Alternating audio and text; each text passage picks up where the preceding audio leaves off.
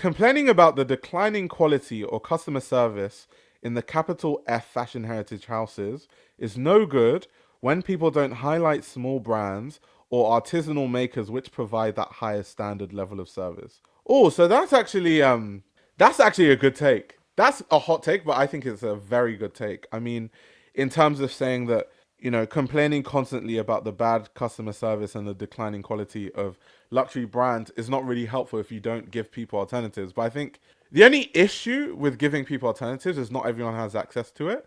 So then, kind of, what is the point? Like, what's the point with that? Because, like, in some people that make my clothes, like, if I was to give you guys, like, direct references to, okay, Io, where do you get some of your custom clothing made or good quality clothing that's custom made? I went to fashion school. So I have friends that went to fashion school. So literally, I will just call one of my friends and be like, I have this idea to make a shirt that looks like this. Can you make it for me? And then we'll discuss, I'll buy the fabrics and then we'll do that and then they just make it. That is literally how I get my stuff made. Some of it. Like I can even let me show you guys a piece actually that I made not too long ago, like quite recently. So I have a Jill Sanders shirt where there are like back button panels, but they're kind of diagonal, right? Let me full screen, otherwise you guys can't really see. Okay, cool. So the buttons are kind of diagonal, but I like these panels. So I got a custom shirt like this made once, but I didn't kind of like it, and I wanted there to be more buttons on the back panels. So I got my friend to make another version of it and kind of change where the shoulders sit so that it's kind of like more slouchy styling. And then also to have more buttons on the panel. So I think the first one had just 4 buttons on the back panel, whereas this one has 12. So 6 on each side. So that's like an example of like a custom piece that I've literally gotten one of my friends from school to make for me, and I've like paid them to make it. So it's hard for me to give people direct references because it's like that's my friend, and I guess they're gonna give me a favorable price because they're my friends, and yeah, it's just hard to recommend. There are brands that I think care about quality. I've always talked about Jan Jan Van Essche. So Jan Jan is a designer brand based in Antwerp. Um, and he actually does a lot of, let me just add this. He does a lot of like fabric research, fabric development. He goes around the world trying to find the highest quality fabrics. That's literally the point of his brand.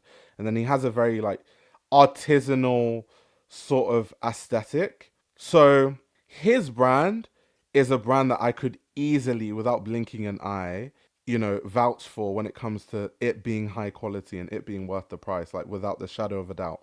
Like you're going to get the best fabrics. The dyeing is done in the best ways. He's developing different dyeing processes.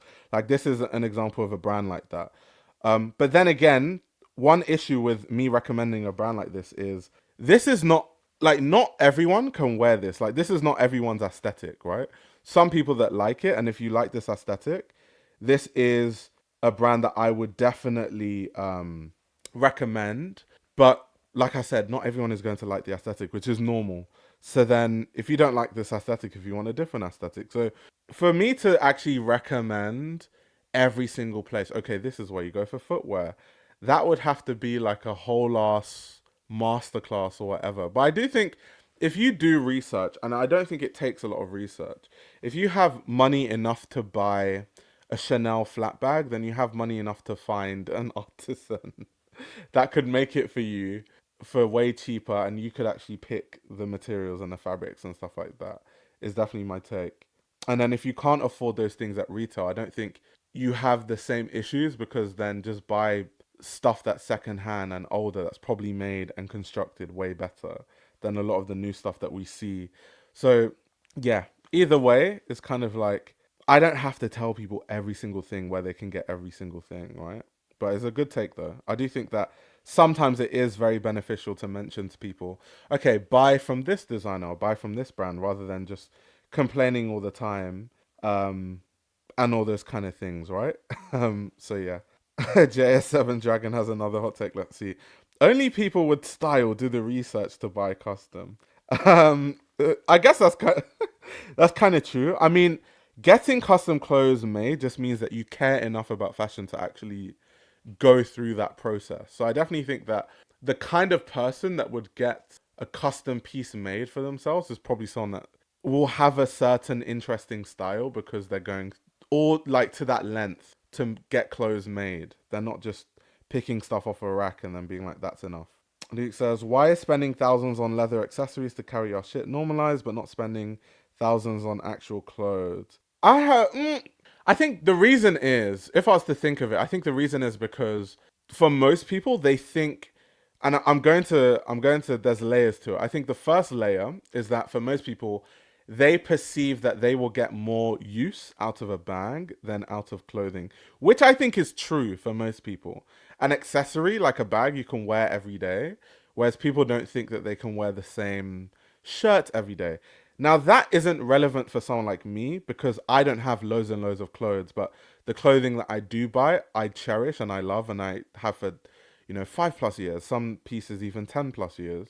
So when I buy clothing, I buy it with the thought in mind, I'm going to wear this for more than 10 years, so I better buy something that's really good quality and, will stand the test of time. Or if I make a custom piece, like, do I have spare buttons if I want the same style? Or if not, what am I going to replace it with?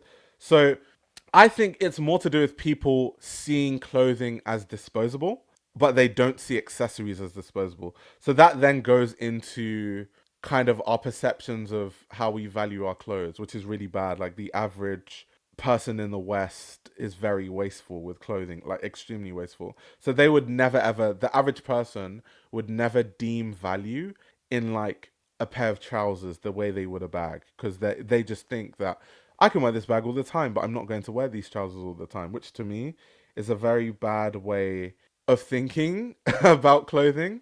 I think everything should be cherished, not just a bag, but it's just that's how the typical person thinks about clothing, right? So that's probably why it's very normalized to spend loads of money on leather accessories, but not so much on clothing.